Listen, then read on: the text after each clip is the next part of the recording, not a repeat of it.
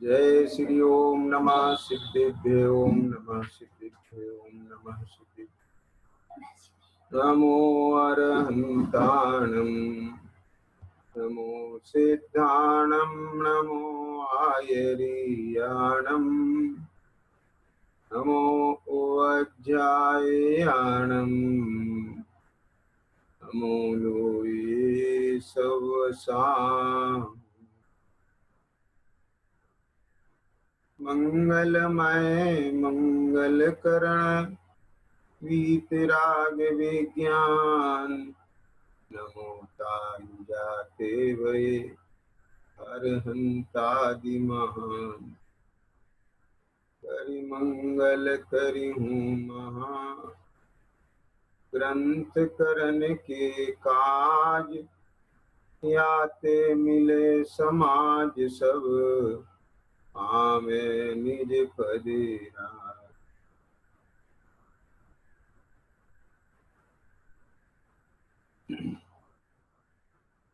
जय श्री मोक्ष मार्ग प्रकाश जी शास्त्र विराजमान। 9वें अधिकार में जो अपना प्रकरण चल रहा है, पुरुषार्थ से ही मोक्ष की प्राप्ति। वास्तव में जो आत्मा अर्थात जीव जिसको अपने अंतर में ये धगस जगती है कि आखिर ये जन्म मरण कब तक होता रहेगा। मैं दुख को मिटने के अनेक उपाय करता हूँ, लेकिन फिर भी दुख नहीं जाता। नित्य प्रतिदिन भूख मिटने के उपाय करता हूँ, फिर भूख लग जाती। इसी प्रकार अन्य भी जो दुख है, आकुलता होती है, तत्संबंधी मैं अनेक उपाय करता हूँ, लेकिन फिर वह वापस उनकी पुनरावृत्ति हो गई। तो आखिर ये कब तक चलता रहेगा? इसका उपाय तो होना चाहिए ना, जिससे मेरा दुख स्थायी रूप से दूर हो सके। मैं दुखी क्यों हूं, मेरा हित किसमें है, ऐसा किसी को स्वयं अपने से या दूसरे के द्वारा संबोधने से ऐसा भीतर से उसको भाव जगे, विचार आए, और इन सब के आधार पर जब वह विचार करता है तो जिसको ये लगता है कि मेरा हित इन सब दुखों से छूटने में है, मुक्त होने में है, तो आत्मा का हित मोक्ष ही है। ये जब उसके भीतर में ये बात लग जाती है कि मैं अपने ही मोह राग द्वेष रूपी भावों के कारण से दुखी हूँ, आकुलित हूँ, किसी दूसरे के कारण से नहीं। क्योंकि मोह की तीव्रता में इस जीव को ऐसा लगता है कि मैं दूसरों की वजह से दुखी हूँ, मेरे दुख के कारण ये परद्रव है। लेकिन जब वह गहराई से विचार करता है, समझता है, तो उसे ये बात जच जाती है कि मेरे दुख के कारण मेरे ही ये मोह राग द्वेष रूप है। इनके होने पर, रागादि भाव के होने पर आकुलता होती है, क्योंकि मैं चाहता हूं पदार्थ स्वरूप परिणमे, वो पदार्थ स्वरूप परिणमते हैं। मैं उन्हें स्थायी बनाना चाहता हूं, वे स्थायी रहते नहीं हैं। जिनका संयोग चाहता हूं वे मिलते नहीं हैं, जिनका संयोग नहीं चाहता हूं वे मिलते हैं। इस प्रकार से अपने इन भावों के कारण ही मैं आकुलित रहता हूं। तो इनसे छूटने का उपाय ही मुझे करना है। और वास्तव में मिथ्या दर्शन ज्ञान चारित्र के कारण दुखी हूँ, और सम्यक दर्शन ज्ञान चारित्र से ही मैं सुखी हो सकता हूँ। तो वह उपाय करता है किसका उपाय करता है? मोक्ष का, यानी दुख से छूटने का। मोक्ष माने छूटना, किससे? दुख से। उसके लिए पुरुषार्थ करता है। यहाँ कहते हैं कि जो बुद्धि पूर्वक पुरुषार्थ कर सकता है वो तो करे, और जो अबुद्धि पूर्वक कारण है वे स्वयं मिले तब कार्य होता है, क्योंकि एक कार्य के होने में अनेक कारण चाहिए। तो अब यहाँ पर श्री गुरु ये कहते हैं कि इसको कर्म के उदय से, पुण्य के उदय से, जैसे मनुष्य पर्याय मिल गई, समझ में आया? बहुत दुर्लभ अवसर मिला है, यानी 30 पर्याय का मिलना भी इतना दुर्लभ है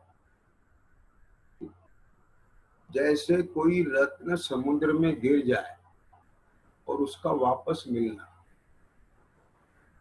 समझ, बालू के समुद्र में से हीरे की कणी को मिल जाना, बस कोई अकस्मात, मिल गई, ना मिले तो ना मिले। ऐसे ही ये जीव पंच परावर्तन रूप परिभ्रमण करता हुआ वापस कोई योग से मनुष्य पर्याय में आ गया, और नहीं तो अपना यह निगोद में एक इंद्रिय आदि पर्याय में परिभ्रमण करता है। बहुत मुश्किल है। अभी जब कोई चीज सहज सुलभ प्राप्त होती है तो उसकी कीमत नहीं आती, और एक बार वो हाथ से निकल जाए तो फिर पछतावे के सिवाय और कुछ नहीं रहता है। मनुष्य पर्याय तो बहुत बड़ी चीज है भैया, समझ गए कि नहीं? ये लौकिक में भी आप देखो, है ना, ये छोटी छोटी वस्तुएं, मकान है, कोई और अन्य वस्तु है जो आप पसंद आ रहा है आपको, और वो आपके हाथ से निकल जाए तो फिर उसके बाद पछतावे की कुछ नहीं रहता, फिर दोबारा चाह के भी नहीं मिलता है। ख्याल में आ गया ना? हाँ।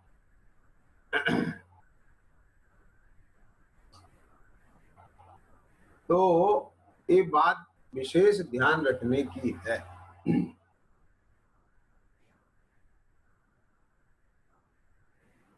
क्या ध्यान रखने की है? विशेष ध्यान रखने की ये बात है कि ये अवसर बहुत दुर्लभ मिला है, इस अवसर की कीमत करो। समझ गए कि नहीं?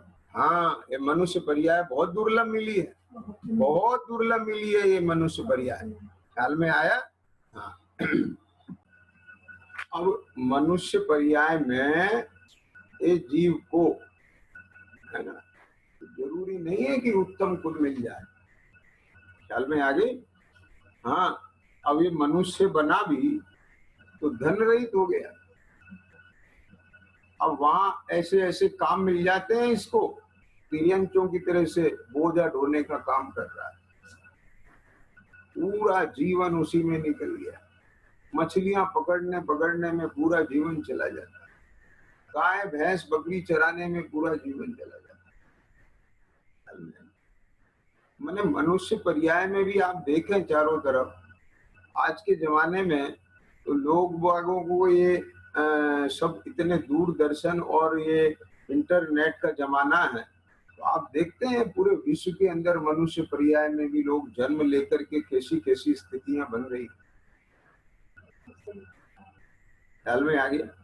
तो ये जीव को कर्म योग से बहुत दुर्लभता से मनुष्य भाव मिलता है। जैसे समुद्र में बालू के समुद्र में हीरे की कणिका मिलना दुर्लभ है, ऐसे तो त्रसपना मिलना दुर्लभ है। त्रसपना माने 2 इंद्री 3 इंद्री 4 इंद्री का शरीर, वो मिलना दुर्लभ है। और उसमें भी मनुष्य पर्याय का मिलना तो इतना दुर्लभ है कि बस अकस्मात कोई काल लब्धि के योग से मिल गया तो मिल गया है, काकतालीय न्यायवत। क्योंकि इस जगत में निगोदिया की पर्याय में जीव सबसे ज्यादा। ख्याल में अक्षय अनंत राशि है वहां। एक निगोदिया के शरीर में एक निगोदिया सूक्ष्म, ख्याल में आया कि नहीं आया? मतलब इतने जीव हैं कि आज तक सिद्ध नहीं हुए, लोक में समाये नहीं अगर कबूतर बन के उड़ जाए, ऐसे ऐसे वर्णन आगम में लिखे हैं। तो अक्षय अनंत जीव राशि का एक निगोदिया के शरीर में सबसे छोटी अवगाहना होती है उसे, ख्याल में आ गया? काले अनंत निगोद मजार, दित्यो एकेंद्री तनधार, एक श्वास में 8-10 बार, जन्म्यो मरियो भरियो दुख भार। तो इतना दुख ये जीव ने इस निगोद की पर्याय में लगाया, आलू आदि के। तो बहुघात जीव का पाप है आलू आदि के भक्षण में, बहुघात, बहुत जीव राशि है उसमें। तो इतना दुर्लभ अवसर तो मनुष्य पर्याय मिल गया, और मनुष्य पर्याय में ये उत्तम कुल, जिनेंद्र का शासन, ऐसे भगवान वीतरागी मिल गए, सर्वज्ञ मिल गए, हितोपदेशी मिल गए, और उनकी ये दिव्य देशना, उनका ये मूल तत्व ज्ञान, मुक्ति के मार्ग का उपदेश, ये कितना मुश्किल है। तो यहाँ कहते हैं कि ऐसे अवसर में कि जब उपदेश का निमित्त मिले, संगी पंचेंद्री पणा मिले और कषाय की मंदता हो, और ऐसे अवसर में यदि यह तत्व निर्णय का, अपने स्वरूप के निर्णय का, मुक्ति के मार्ग को समझने का उपाय नहीं करे तो अवसर चले जाए। अब जो जीव समझ गए, इस अवसर में क्या करते हैं कि अपने उपयोग को अपने स्वरूप के निर्णय में लगाते हैं, दुख दूर करने में लगाते हैं। ख्याल में आया कि कैसे मेरा दुख दूर हो? अब मुझे यहाँ सर्व साधन मिले हैं, सर्व निमित्त मिले हैं, मुझे कैसे भी करके अब मुझे अपने स्वरूप को पहचानना है। तो जब वे पुरुषार्थ से तत्व निर्णय करने में उपयोग लगाते हैं, उनकी विशुद्धता बढ़ती है। विशुद्धता बढ़ने से कर्मों की शक्ति हीन होती है, और फिर उससे स्वयं दर्शन मोह का उपशम होकर के तत्व की प्रतीति आती है, सम्यक दर्शन की प्राप्ति। सम्यक दर्शन की प्राप्ति होने के बाद ये श्रद्धान हुआ कि मैं आत्मा हूँ, मुझे राग आदि नहीं करना, परंतु चारित्र मोह के उदय से राग आदि होते हैं। तो वहां वह फिर जब तीव्र कषाय का उदय हो, विषय कषाय में प्रवृत्ता है, लेकिन मंद राग आदि के उदय में वह धर्म, कार्य और वैराग्य आदि भावना में अपने उपयोग को फिर बुद्धिपूर्वक लगाता है। अब उसमें लगा करके फिर वह जब अपने स्वरूप का और संसार शरीर भोगों की असारता का, और जिनके प्रति उसको लक्ष्य करके राग आदि भाव होते हैं, मोह नहीं, अब भ्रम तो चला गया, लेकिन राग आसक्ति अभी है, तो उन संयोगों के अनित्यता का, क्षणभंगुरता का, असारता का, भिन्नता का बारंबार विचार करता है, और उस विचार के बल से उसके राग आदि हीन होते हैं। समझे? विशुद्धता बढ़ती है, विशुद्धता बढ़ने से पर राग आदि मंद होते हैं, विशुद्धता और बढ़ती है, राग आदि मंद होते हैं, तो उसको सकलचारी देशचारी अंगीकार करने का अवसर मिलता, पुरुषार्थ प्रकट होता है। समझ गए कि नहीं? और फिर जब वह उसको अंगीकार कर लेता है, तो वहां फिर वह अपने स्वरूप साधना में लग जाता है। इस प्रकार से बढ़ते बढ़ते मोह का नाश होकर के केवल ज्ञान की प्राप्ति होती है, और पीछे आघाती कर्मों का नाश होकर के सिद्ध दशा की प्राप्ति हो जाती है। ये चर्चा अपने हो चुकी है। अब 313 पृष्ठ पर देखिए क्या कहते हैं, इस प्रकार उपदेश का तो निमित्त बने और अपना पुरुषार्थ करे तो कर्म का नाश होता है। अब यहाँ तक की चर्चा में ये बात नक्की हो गई। क्या नक्की हो गई? कि उपदेश का तो निमित्त बने। अब उपदेश का निमित्त बनेगा माने इसी में अंडरस्टूड हो गया, ये क्षयोपशम लब्धि हो गई, विशुद्धि लब्धि हो गई, देशना लब्धि हो गई। संगी पंचेंद्रिय है तभी तो वो उपदेश सुन पाएगा, समझ गए। और उपदेश सुनने के लिए गया, उपदेश सुनने की भावना जगी है तो उसको उस जाति का उत्साह है और उपदेश सुना है, समझ गए क्या नहीं? तो अब इसके बाद अपन ने पढ़ा था 7वें अधिकार से भी कि नामादिक और लक्षणादिक का जानना इतना तो उपदेश के अनुसार होता है, लेकिन एकांत में बैठ कर के उसका विचार करे, इसमें अपना विवेक चाहिए। यहां से इसका पुरुषार्थ शुरू होता है। तो अब देखो क्या कहते हैं, इस प्रकार उपदेश का तो निमित्त बने और अपना पुरुषार्थ करे तो कर्म का नाश होता है। अब ये कर्म का नाश हुआ ना, यहाँ तक की जो चर्चा 312 पेज पे अभी कल पूरी की थी, तो उसमें ये बात नक्की हो गई ना कि कर्म का नाश हो गया, मोक्ष हो गया, सिद्ध पद की प्राप्ति हो गई। कब हुई? उपदेश का निमित्त मिला और पुरुषार्थ किया, तो पुरुषार्थ से मोक्ष की प्राप्ति हुई। और अगर पुरुषार्थ नहीं करता तो हाँ, तो विशुद्धता कैसे बढ़ती, तो मोह का उपशम कैसे होता और फिर मोह का क्षय कैसे होता, समझ गए ना? तो कर्म का नाश होता है। अब आगे देखो क्या कहते हैं, तथा जब कर्म का उदय तीव्र हो तब पुरुषार्थ नहीं हो सकता। जब कर्म का उदय तीव्र हो तो पुरुषार्थ होने की क्या बात कहें, उसको विचार भी नहीं आता। तीव्र उदय में थोड़ा मनता हो तब विचार आता है, विचार आने पर विचार टिकता है, विचार को टिका के रखता है तो मंदता होती है। उस मंदता में फिर पुरुषार्थ प्रकट होता है। ऐसा है।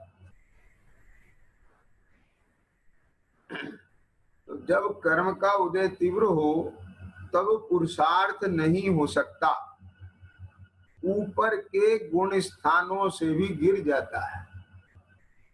कभी कभी ऐसा उदय आ जाता है, क्या कहा, मोह का, कि वो ऊपर से नीचे आ जाता है, गुण स्थान गिर जाता है। देखो 11वें गुण स्थान से भी नीचे आ जाता है। 6वें 7वें गुण स्थान में झूलने वाले मुनिराज हैं, वो 5वें 4थे में आ जाते हैं। ये सब कर्म के उदय की बड़ी विचित्रता है। हाँ, क्यों कर्म के उदय कहो या परिणाम कहो, यहाँ एक ही बात है, उसमें गर्भित होकर के बात कही जा रही है ना। कर्म नहीं गिरा देता है, लेकिन कर्म के उदय से जुड़ना हो जाता है और उस जुड़ने की वजह से यह नीचे उसके परिणाम गिर जाते हैं, गुण स्थान गिर जाता है। तो यहाँ कहते हैं ऊपर के गुण स्थानों से भी गिर जाता है। वहां तो जैसी होनहार हो वैसा होता है।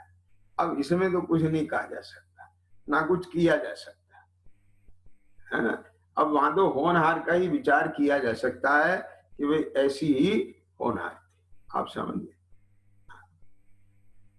बहुत अच्छे अच्छे ड्राइवर होते हैं, बहुत सावधानी से भी गाड़ी चला रहे होते हैं। ऐसा नहीं है कि लापरवाही से चला रहे हैं तो भी एक्सीडेंट हो जाता है। तो उसे तो क्या कहेंगे, कि जैसी होनहार थी भैया वैसा, ठीक है कि नहीं? वहां तो जैसी होनहार हो वैसा होता है। परंतु ये बहुत इंपॉर्टेंट बात है, परंतु जहां मंद उदय हो और पुरुषार्थ हो सके, क्या बोला?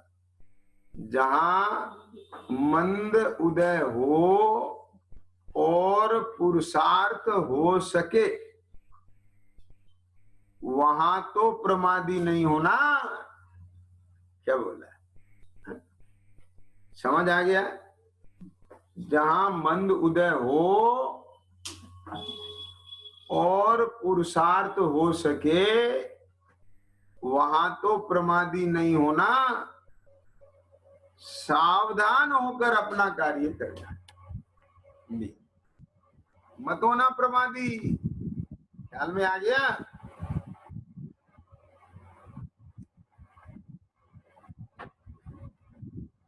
मतलब प्रमादी होने का क्या मतलब है कि या तो विषय कषाय में प्रवृत्त, ख्याल में है,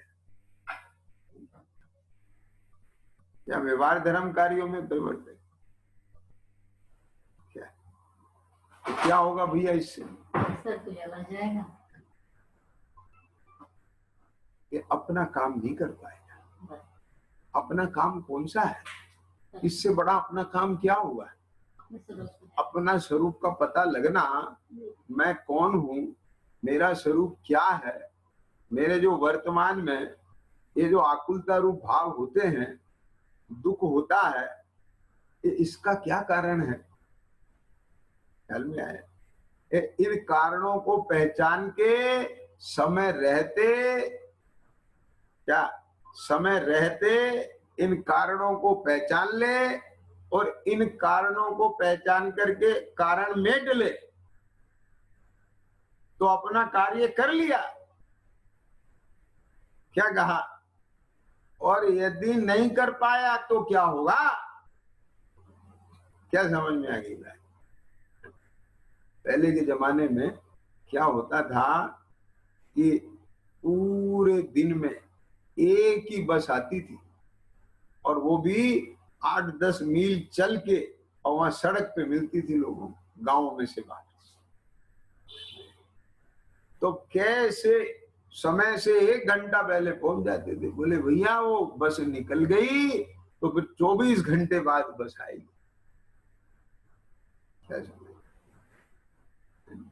मतलब इतनी फिक्र रहती थी लोगों को।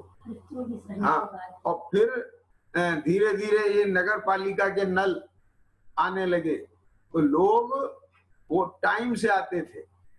तो पहले वो आधा घंटे के लिए नल आए हैं, सब काम छोड़ के बोले पानी भर लो भाई साहब, नहीं तो फिर मीलों पे से लाना पड़ेगा।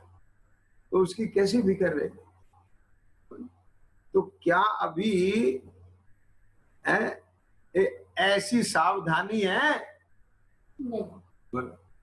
लापरवाही है कि नहीं है?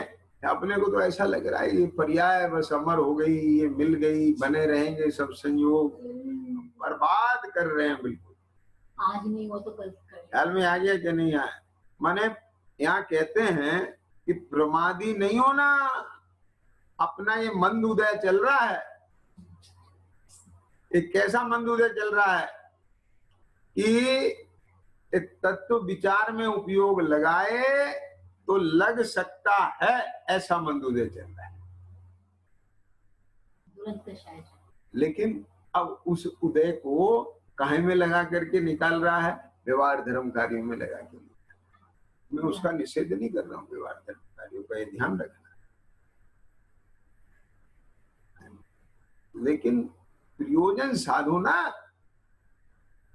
लकीर के फकीर तो मत बनो ना, समझ के तो करो ना।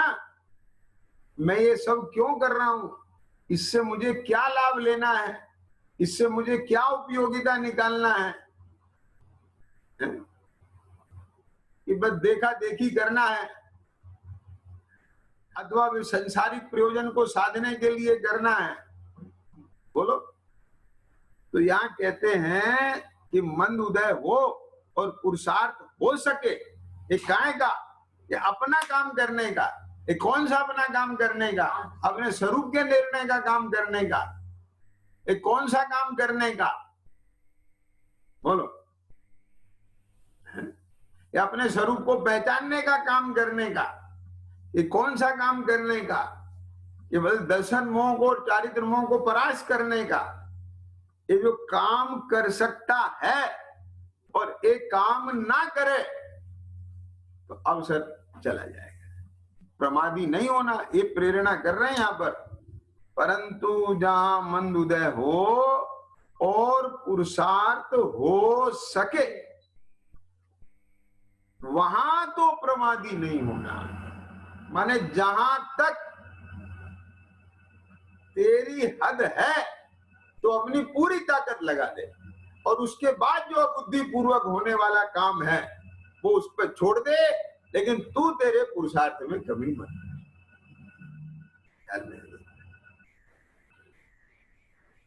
क्या समझ में आई? वहां तो प्रमादी नहीं होना, सावधान होकर अपना कार्य करना। जैसे अब दृष्टांत दिया है, बहुत सटीक दृष्टांत दिया है। जैसे कोई पुरुष नदी के प्रवाह में पड़ा बह रहा है,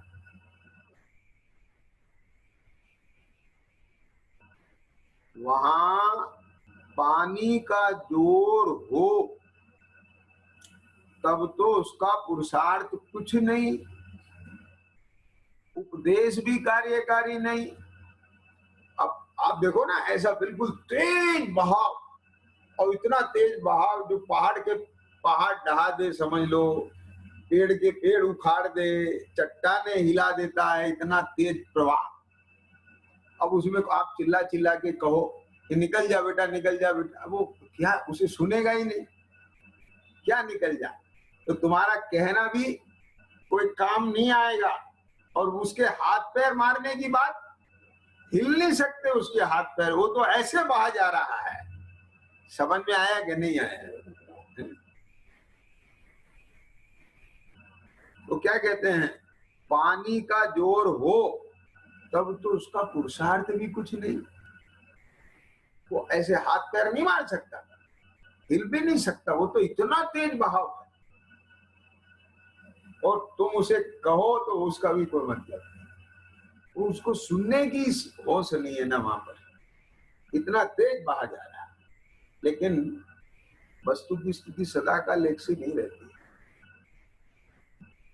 अब वो तेज प्रवाह में भी कहीं कहीं ऐसी स्थिति आती है कि वो प्रवाह मंद पड़ता है, कहीं कहीं तीव्र होता है और कहीं कहीं प्रवाह मंद हो जाता है। तो जहां पानी का बहाव जोर थोड़ा हो, ख्याल में आ गया, तब यदि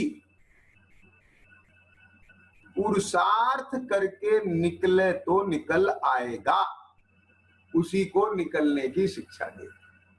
तब क्या कहते हैं, बेटा देख, अब देख इस समय बिल्कुल हल्का चल रहा है पानी, अब फटाफट हाथ पैर मार के निकल जा, ले मैं रस्सा फेंकता हूं, आजा।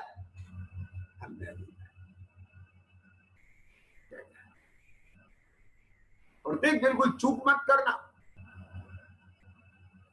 यानी जैसे ही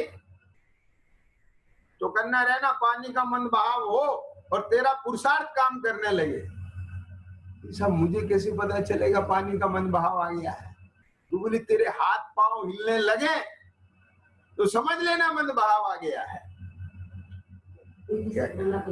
बात को समझ में आया कि नहीं आया? यानी हाथ पैर ही नहीं हिल रहे हैं तो समझ लो मन भाव है ही नहीं, कुछ नहीं कर पाएगा तू।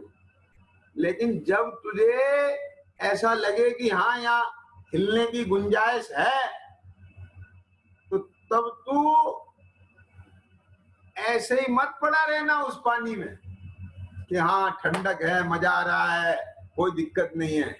नहीं बेटा, अब तू बहुत जल्दी से निकल जा।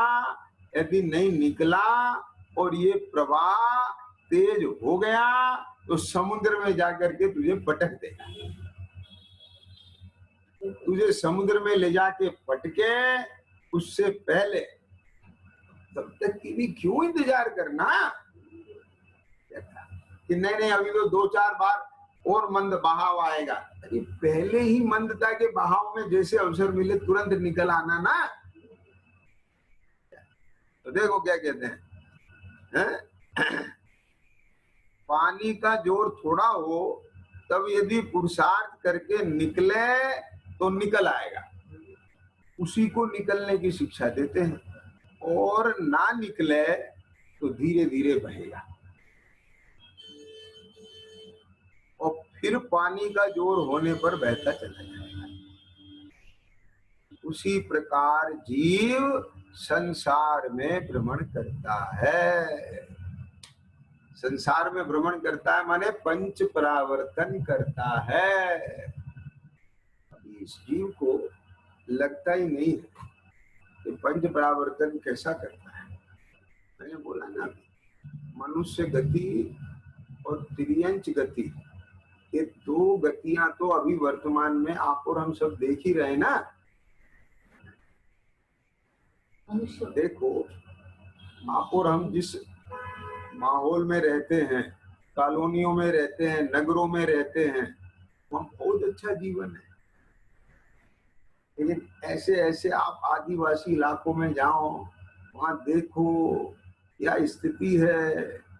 तन ढाकने को कपड़े नहीं है, सिर पे छत नहीं है, पेट भर भोजन नहीं है, उबले हुए धान चावल बस जैसे तैसे थोड़ा मुट्ठी 2 मुट्ठी पेट में डल गए, ऐसे ऐसे जीवन यापन कर। ये तो आजीविका की तरफ से बात। अब शरीर की तरफ से ऐसे ऐसे शरीर में रोग हैं। आप जाए हॉस्पिटल, कैंसर हॉस्पिटल में जाए और दूसरे हॉस्पिटल में जाए, देखो क्या हालत पड़ी है। बस आप अपने किसी परिवार के सदस्य को ले जाएं, मरीज को, रोगी को, तो आपको लगता है मेरे मरीज का दुख ज्यादा है, और वहां हॉस्पिटल के और रोगियों को देखो तो लगता है हमारे वाले का रोग सबसे कम। इतना भयंकर तिर्यंच गति के जीवों को। ये कुत्ता बिल्ली तड़पते फिरते हैं, बंदर तड़पते फिरते हैं, पशु पक्षी तड़पते, ये सब दुख दिख रहे हैं ना अपने को चारों। गटर में देखो कैसे कीड़े बिलबिला रहे हैं।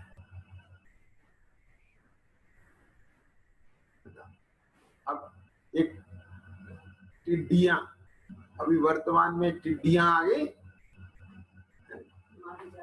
आक्रमण कर दिया ना पाकिस्तानी टिड्डियों ने। अब वो सरकार उन पे दवा छिड़कवा रही, सब मर गए। मैंने ऐसी ऐसी पर्याय धारण किए हैं, कहूँ आप भयो बलहीन, सबलनि करी खायो अति दीन, छेदन वेदन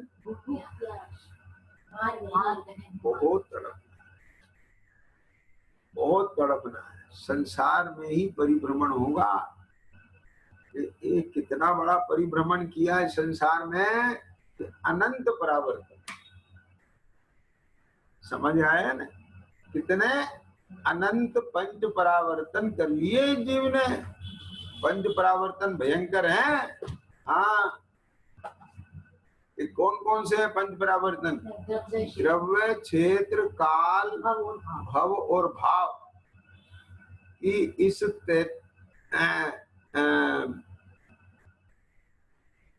जीव ने इस लोक में, ख्याल में आ गया ना? कितना है? 343 घन राजू प्रमाण। कितना है ये लोग? बोलो।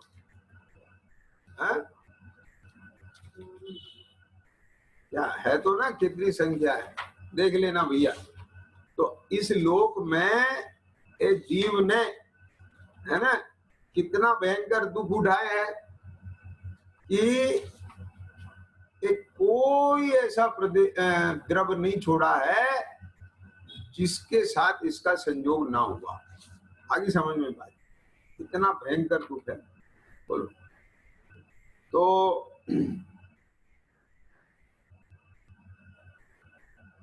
एक भी ऐसा द्रव नहीं बचा जिसके साथ में इसका संयोग ना बना। ये द्रव परावर्तन में द्रव परावर्तन और द्रव नो कर्म परावर्तन ऐसे भेद हैं इसके, हैं? हाँ।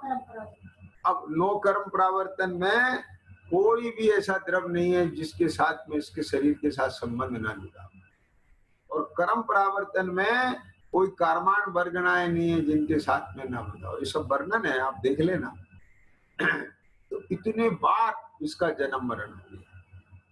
क्षेत्र परावर्तन कि ये जो सुमेरु पर्वत है ना, क्या उसके मध्य में 8 प्रदेश उसको छोड़ के एक एक प्रदेश में इसने लोक के जन्म लिया और फिर मरण कर दिया। और फिर कहते हैं कि उससे ठीक अगले प्रदेश में जब जन्मेगा तो गिनती में आएगा, और कहीं इधर उधर जन्मेगा वो गिनती में नहीं आएगा। फिर उससे ठीक अगले प्रदेश में जन्मेगा तो गिनती में आएगा, नहीं तो नहीं आएगा। ऐसे जन्म जन्म के मर मर के ये सारे प्रदेश इसने पूरे किए, तब जाकर के इसका एक क्षेत्र परावर्तन पूरा होता है। काल परावर्तन 10 कोड़ा कोड़ी सागर का उत्सर्पणी काल होता है, 10 कोड़ा कोड़ी सागर का अवसर्पणी काल होता है। तो मान लीजिए कोई जीव है, उसने, है ना, उत्सर्पणी काल के पहले समय में जन्म लिया, तो अब वहां जन्म लेकर के वो फिर मरा। अब अगली बार जब उत्सर्पणी चालू होएगी तो उसके ठीक दूसरे समय में जन्म ले। अब इसके बीच में जितनी बार जन्म मरण हो गए वे अलग, उनकी गिनती नहीं है, उनकी कोई गिनती नहीं है। 20 कोड़ा कोड़ी सागर तो चले गए। अब फिर तीसरी बार उत्सर्पणी का जब शुरू होएगा उसके तीसरे समय में जन्म ले, फिर चौथे समय में जन्म ले, फिर 5वें समय में जन्म ले। तो कहते हैं कि इस तरह से करके उत्सर्पणी के सारे समय पूरे करे, फिर अवसर्पणी के सारे पूरे करे, तो तब एक काल परावर्तन पूरा हो। काल और भव, तो 4 गतियां है ना, तो 4 गतियों में जैसे नरक गति है तो उसकी जगन्य आयु कितनी है? 10,000 वर्ष की। उत्कृष्ट आयु कितनी है? 33,000। तो कोई जीव है तो उसने मान लो 10,000 वर्ष की आयु बांधी, कहाँ की? नरक की। तो 10,000 वर्ष की आयु बांध के वो कहाँ गया? नरक में गया। ठीक। तो अब नारकी मर के तो नारकी होता नहीं है ना? अब नारकी मर के नारकी नहीं होता, तो अब वो 10,000 वर्ष की आयु पूरी कर ली, अब उसके बाद नरक से निकलेगा, इधर उधर कहीं जन्म लेगा, और फिर वापस 10,000 वर्ष एक समय की आयु लेके जाए तो गिनती में आएगा। अगर उसने 10,000 वर्ष 10 समय 20 समय या 11,000 वर्ष या 1 सागर 2 सागर, वो नहीं, 10,000 वर्ष 2 समय की आयु, फिर 10,000 वर्ष 3 समय की आयु, 10,000 वर्ष 4 समय की आयु, 10,000 वर्ष 5 समय की आयु, ऐसे बढ़ाते बढ़ाते 33 सागर तक की आयु पूरी करे, तब एक नरक का भव परावर्तन पूरा होता है। समझ गए कि नहीं? तब एक भव परावर्तन नरक का पूरा होता है। ऐसे देव की उत्कृष्ट स्थिति 31 सागर लेना। हाँ, क्योंकि मिथ्या दृष्टि जो देव है वो 31 सागर तक उसकी उत्कृष्ट आयु होती है। उससे ऊपर के जो जो अनुत्तर विमान है, सर्वार सिद्धि आदि है, वहां पर मिथ्या दृष्टि का जन्म नहीं होता है। तो 31 सागर तक की सारी आयु ये वहां पर ऐसे समय पूरे करे, तब स्वर्ग का एक भव परावर्तन होगा। ऐसे ही पल्लियोपम की जो आयु है तिर्यंचों की और मनुष्यों की, उसके सारे समय पूरी करे, तब भव परावर्तन पूरा होता है। ऐसे ही भाव परावर्तन में है कि जो असंख्यात प्रकार के भाव हैं वो पूरे करें सारे, और फिर ये सारा है वर्णन। तो इस प्रकार से ये पंच परावर्तन का बहुत विस्तृत स्वरूप है। ये सब अपने शास्त्रों से देख सकते हैं आप, पूरा वर्णन लिखा है। तो कहने का आशय ये है कि संसार बहुत भयावह है। अब यदि अपने हाथ से दांव निकल गया और ये अवसर चला गया और अपन ने अपना कार्य करने में प्रमाद किया, पुरुषार्थ नहीं किया, जब पानी का मंद भाव आया और हाथ पैर नहीं मारे और उसमें से निकलने की चेष्टा नहीं की, तो विचार करें कि क्या स्थिति होगी। तो फिर अवसर तो जाने वाला है ना।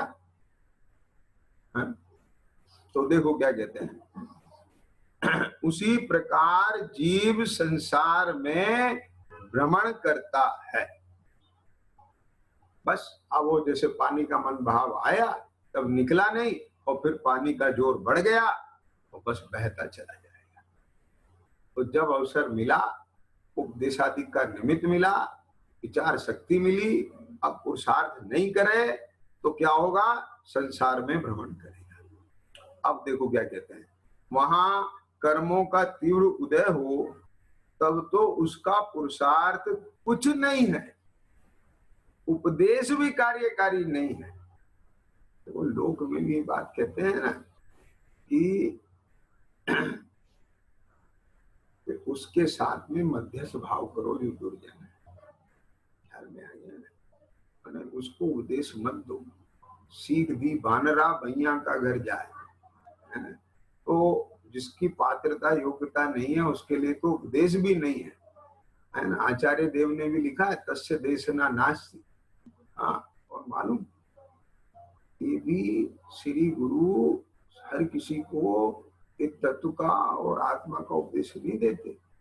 तो उसको कह दिया कि बस तू कौवे का मांस मत खाना।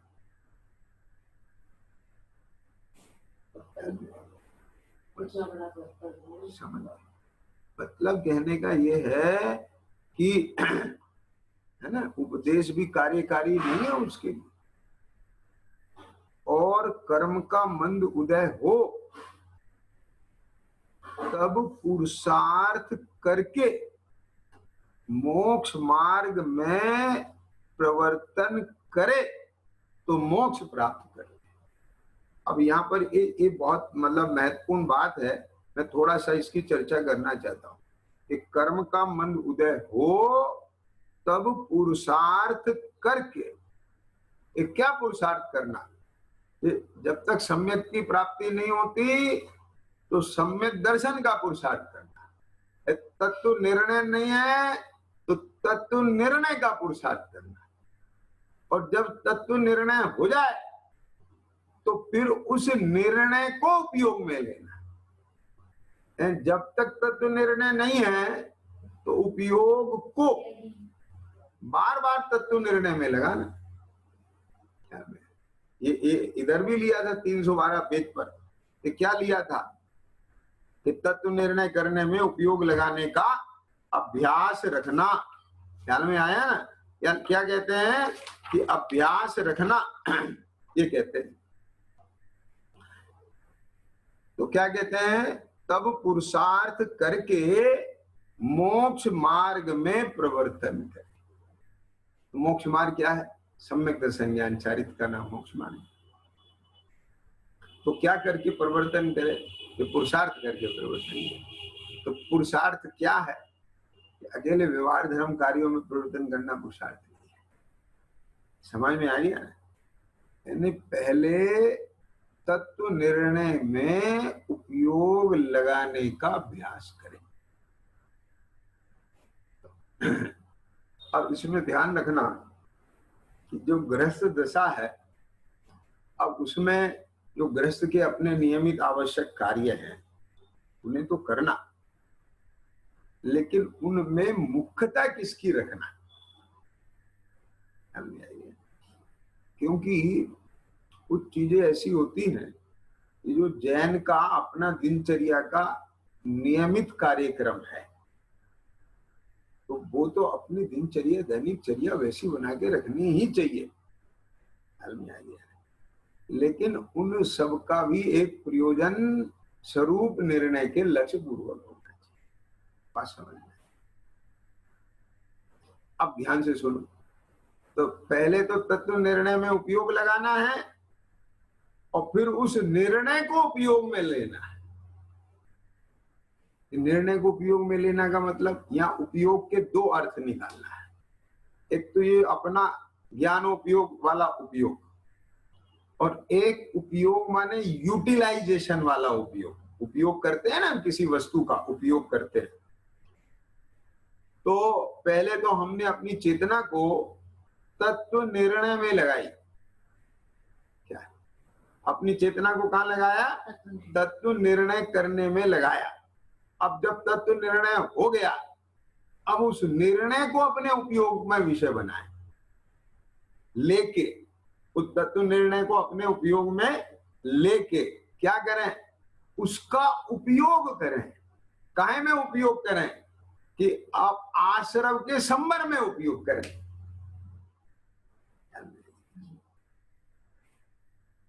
यानी कर्मों से जो मार खा रहे हैं, एक कर्म के उदय से जुड़कर जो भाव्य रूप होता है या आत्मा, तो वो भाव्य रूप ना हो, और ये जो भावक कर्म है फिर उस पर भावक का आरोप नहीं आएगा। जब ये भाव्य रूप होगा तो वो भावक पर आरोप आएगा उसका, नहीं तो वो कर्म निर्जरित हो जाएगा। तो इसे कहते हैं कि उसे फिर उपयोग में लेना। पहले तो पैसा कमाना और फिर उस कमाए हुए धन को अपने पोषण में लगाना। आज सवेरे भी चर्चा की थी ना, क्या ये धन काहे के लिए है? शान शौकत के दिखाने के लिए नहीं है, अपने सुख के लिए है। तो जो धन अपने पोषण में लगे वो अपना, और इसी के लिए धन कमाना है ना। पोषण मतलब अपने स्वास्थ्य के लिए, अपनी धर्म आराधना के लिए, अपने हित के लिए, है ना, जीवन निर्माण के लिए उसका उपयोग करना। तो विषय कषाय में लगा करके, शान शौकत में लगा करके, दिखावे में लगा करके, तो उसलिए तुम कर रहे हो, तो क्या मतलब है? तो ऐसे ही ये तत्व निर्णय जो किया है, ये काहे के लिए किया? राग आदि का अभाव करने के लिए लिया है। तो राग आदि क्यों? ये राग आदि दुख के कारण है। राग आदि होने पर आकुलता होती है, आकुलता ही दुख है। उसका अभाव निराकुलता सुख है। बात समझ गए इसकी? तो कहने का मतलब ये है कि तत्व निर्णय को आप उपयोग में लें। ये फार्मूले क्यों याद किए हैं? सॉल्यूशन के लिए, हल करने के लिए, सवाल को हल करने के लिए, समस्या का समाधान निकालने के लिए। तो ये तत्व निर्णय काहे के लिए किया है? कि ताकि उस निर्णय को आप अपने जीवन में ढाल करके मोह से बच सके, राग से बच सके। हर बच्चे को आप यथार्थ स्वरूप ज्ञान में डालते हैं कि नहीं डालते? बेटा फैक्ट ये है, ये सही है, ये गलत है, ये गुड टच है, ये बैड टच है, ये सब क्यों बताते हैं? ताकि आपका बच्चा कष्ट से बच सके, धोखे से बच सके, संकट से बच सके, लूटने से बच सके, ठगे जाने से बच सके। ये इसी के लिए तो ज्ञान कराया जाता है। तो ये तत्व ज्ञान किसके लिए है? कि ताकि आकुलता से बच सके। बात समझ में आए? तो यहां पर यही चीज है कि कर्म का मंद उदय हो, तब पुरुषार्थ करके मोक्ष मार्ग में प्रवर्तन करे। अब मोक्ष मार्ग में प्रवर्तन का मतलब ये एक कार्य करना सम्यक दर्शन सम्यक श्रद्धा पूर्वक अब अपने उपयोग को धर्म कार्यों में लगाए। और धर्म कार्यों में लगाने का मतलब क्या है कि अब आप उसके माध्यम से राग आदि को मंद करके अपने यानी स्वरूप सन्मुख लाए, अपने स्वरूप की स्थिरता बनाए, ज्यादा दृष्टा रूप प्रवर्तन करें, संबर निर्जरा रूप प्रवर्तन करें, ज्यादा दृष्टा रूप प्रवर्तन करें, वीतरागता रूप प्रवर्तन करें, यानी ज्यादा किसी भी उदय से जुड़ करके उसमें राग द्वेष नहीं करें। अगर राग द्वेष भी होता है तो कम से कम तीव्रतर ना हो, तीव्र ना हो, मंद ना हो, मंदतर हो। समझ में आए? यानी ये जीवन में जब तक राग आदि की अभाव नहीं हो जाता पूर्ण रूप से तो कम से कम अनंतानुबंधी संबंधी तो ना हो, अप्रत्याख्यान संबंधी तो ना हो, प्रत्याख्यान संबंधी तो ना हो, संजुलन संबंधी हो। न केवल संजुलन रह पाए तो कम से कम दो चौकड़ी कषाय का भाव तो हो, ना हो पाए तो कम से कम अनंतानुबंधी के अभाव पूर्वक तो जीवन हो। तो मतलब कहने का ये है, समझ गए क्या नहीं? ऐसे ही नहीं तो यहाँ कहते हैं कि पुरुषार्थ करके मोक्ष मार्ग में प्रवर्तन करे, अर्थात अपना खाता खोले, अकाउंट खोले, अब उसमें जोड़ना शुरू करे। जब तक अकाउंट नहीं खुलेगा डिपॉजिट कहाँ करो? बात समझिए। मोक्ष मार्ग का अकाउंट खोलो, सम्यक दर्शन करो तो प्राप्त कर ले, मोक्ष प्राप्त कर ले। उसी को मोक्ष मार्ग का उपदेश देते हैं, उसी को कि किसको, जिसकी लायकात होती है, जिसकी योग्यता होती है, काहे की पुरुषार्थ करे और मोक्ष मार्ग में प्रवर्तन नहीं करे तो किंचित विशुद्धता पाकर। अब देखो यहां पर विशुद्धता पाकर, तो एक विशुद्धता भी पा जाना मोक्ष मार्ग नहीं है। सम्यक दर्शन पूर्वक की विशुद्धता वो तो काम की है, लेकिन विशुद्धता भी काम की है बिना सम्यक दर्शन के। कब? यदि उस विशुद्धता का उपयोग अपने स्वरूप के निर्णय में लगा ले तो, नहीं तो वो किंचित विशुद्धता पाकर के भी अवसर चला जाएगा और फिर तीव्र उदय आ जाएगा और तीव्र उदय आकर के घोर निगोदादिक में जाके पड़ जाएगा। समझ में आ गया? घोर स्वब्र सागर में पड़ी, वो तो नरक की बात है। ध्यान में है, नरक से तो 33 सागर के बाद निकल आएगा गारंटी से। नार की मर के नार की नहीं होता है। कम से कम आयु 10,000 वर्ष की, अधिक से अधिक 33 सागर की है। लेकिन निगोद की पर्याय का तो कहना ही कुछ नहीं। एक इंद्रिय पर्याय में चला गया तो वहां की उत्कृष्ट स्थिति असंख्यात पुद्गल परावर्तन है। तो इसलिए अवसर चूकना योग्य नहीं है। देखो ये अंतिम लाइनें हैं पंडित जी की, समझ लो। ये इसमें उन्होंने बहुत वजनदारी से ये बात कही और उतनी वजनदारी से अपने को इसे गंभीरता से संजो के रखने लायक है कि यह अवसर चूकने योग्य नहीं।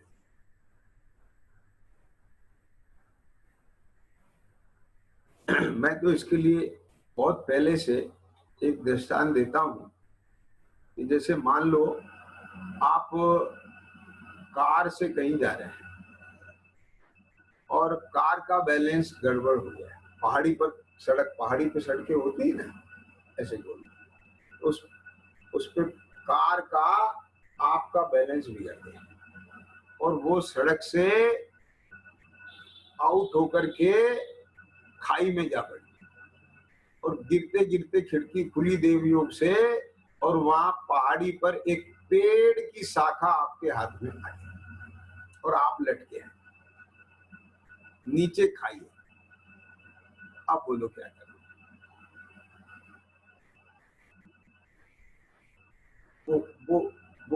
वो छोड़ दोगे? क्योंकि ये दिख रहा है कि ये पेड़ छोड़ना माने मौत। खाज लगेगी तो कुछ भी होगा तो हाथ दुखने लगेंगे तो, और क्या करेंगे कि बार बार हे भगवान कोई व्यक्ति आ जाए, देख ले हमें, रस्सा फेंक दे, निकाल ले, आप निकलने की चेष्टा बार बार करें। क्योंकि बस समझ लो कि पता नहीं क्या घड़ी थी, मरने की तो कोई बात रही नहीं गई थी। गाड़ी तो वो देख लिया, नीचे गिरते हुए दिखी गई, उसे आग लग रही है, उसमें खाई में पड़ी है नीचे, है हजारों फुट खाई में। वो तो मैं इस झाड़ पे अटक गया।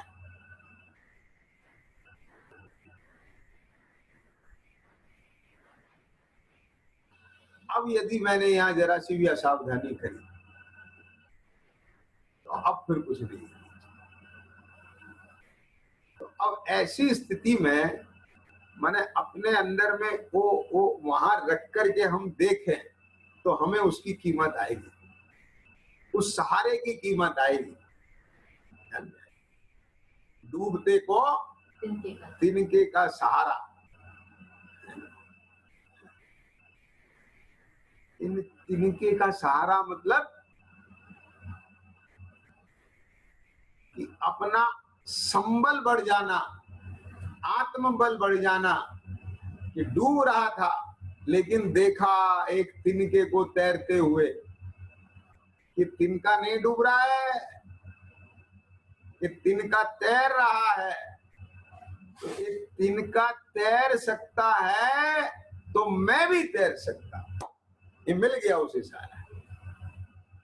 अब वो डूबेगा नहीं, अब वो हाथ पैर मार करके लहरों के ऊपर वो पार हो जाएगा। वास्तव में मतलब कहने का ये है,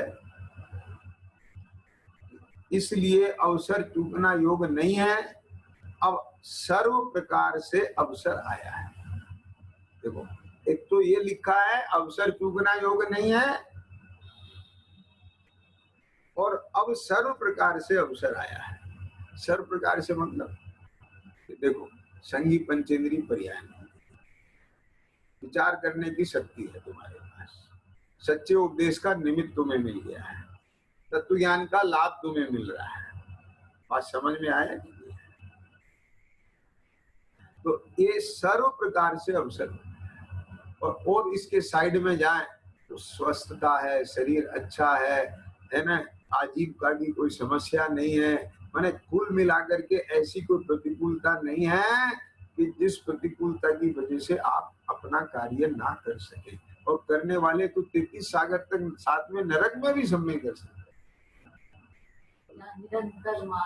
ब्रज शंभु रमण समुद्र में ऐसे बहुत जीव हैं, जलचर, जो 5वें गुण स्थान वाले हैं। तो मतलब कहने का ये नहीं है कि अनुकूलता में ही होता है, करने वाला प्रतिकूलता में करता है अपना कार्य।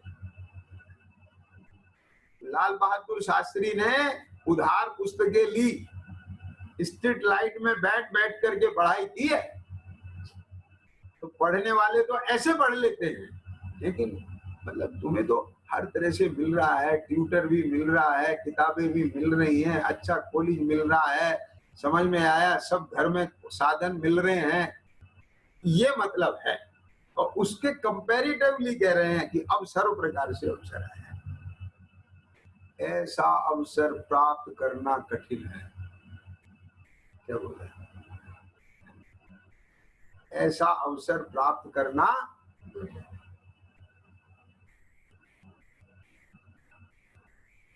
देखो मैं आपको एक बात बताता हूं, कभी कभी सामने वाले के जीवन से भी बहुत प्रेरणा मिल जाती है, इसलिए मैं कह रहा हूँ। और जीवन प्रेरणा तो बहुत काम करती है ना।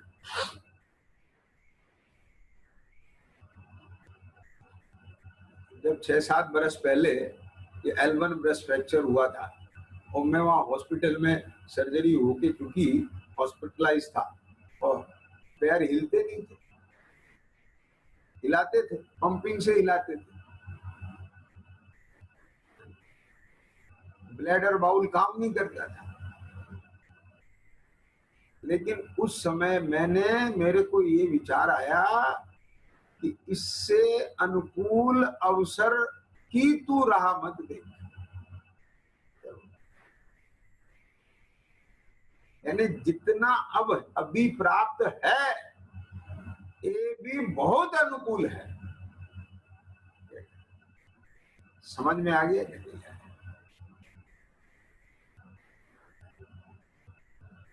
वो बिल्कुल ईमानदारी से बता रहा हूँ मैं वो वहां के समय नहीं भूल सकता।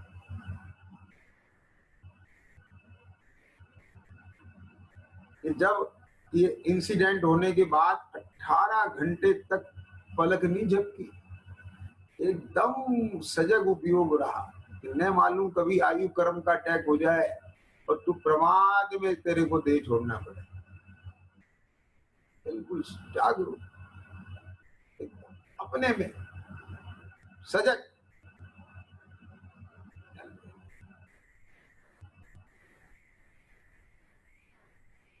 कोई विकल्प नहीं एकदम। और ऑपरेशन में देह छूटे तो छूट जाए, उसकी विकल्प नहीं। हाथ पैर चलेंगे कि नहीं चलेंगे, कुछ होगा कि नहीं होगा, मतलब उपयोग इतना स्वस्थ रहा तो मैं स्वस्थ हूं, बस उपयोग है सो मैं हूं।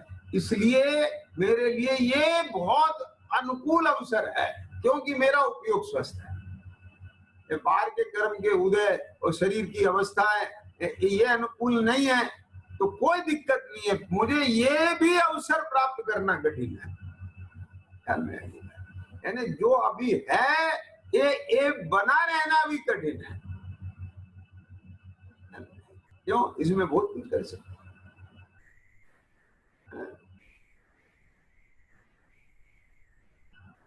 ऑपरेशन की रात के बाद अगले दिन सवेरे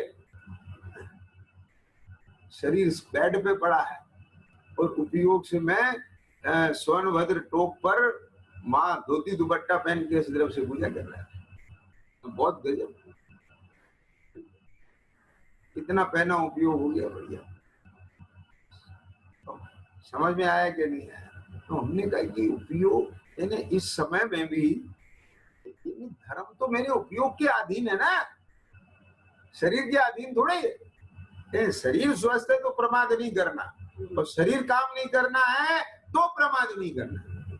क्या बोला? हाँ, क्या बोला? शरीर स्वस्थ है तो प्रमाद नहीं करना, मतलब शरीर का उपयोग करके जिन मंदिर जाना, देव दर्शन पूजन करना, सब करना। और यदि शरीर की स्थिति नहीं है तो प्रमाद नहीं करना, अपना काम वहीं से करना। यानी कुछ भी हो मुझे प्रमाद नहीं करना है, मुझे अपना काम करना है। ये सर्व प्रकार से अवसर आया है, जितना मिल रहा है इतना मिलना भी कठिन है। न मालूम ये भी कब छूट जाएगा। समझ में आ गया क्या?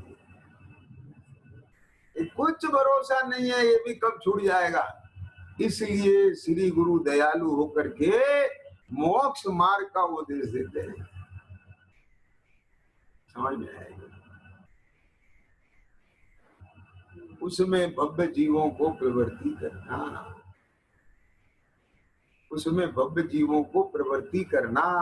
काहे की प्रवृत्ति करना? शरीर से नहीं, उपयोग की प्रवृत्ति करना, अपने दर्शन ज्ञान गुण की प्रवृत्ति करना, अपने चारित्र गुण की प्रवृत्ति करना। उसमें प्रवृत्ति करना, जीव की प्रवृत्ति माने क्या? मन वचन काय की प्रवृत्ति शरीर की प्रवृत्ति है। अपने उपयोग की प्रवृत्ति वो अपनी प्रवृत्ति है, और उपयोग की प्रवृत्ति होगी तो तद निमित्त निवृत्ति के रूप में मन वचन काय की प्रवृत्ति कहने में आएगी। समझ में आ गया क्या नहीं आया? हम काय की प्रवृत्ति को प्रवृत्ति मानते हैं, काय की प्रवृत्ति नहीं कर पाए तो फिर रोते हैं, नहीं कर पा रहे, नहीं कर पा रहे, नहीं कर। अरे मेरा धर्म मेरे उपयोग के अधीन है। कैसे? ख्याल में आ गया? मतलब ये लग क्यों रहा है? मेरा उपयोग मलिन नहीं होने चाहिए। शरीर मल मूत्र में पड़ा है तो पड़ा है,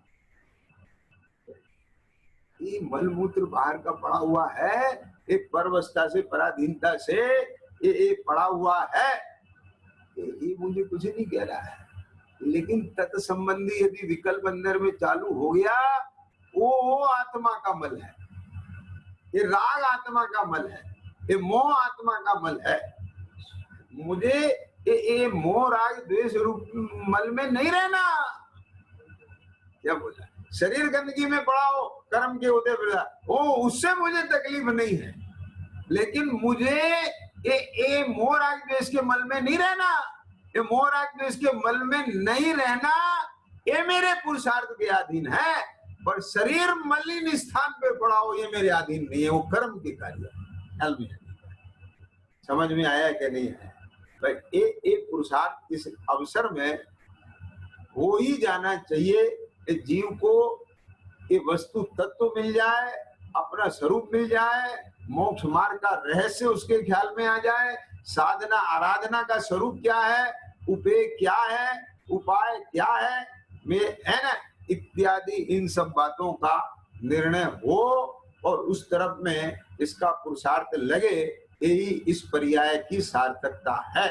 और यदि इतना काम नहीं हुआ तो फिर खाए खोया बह गया।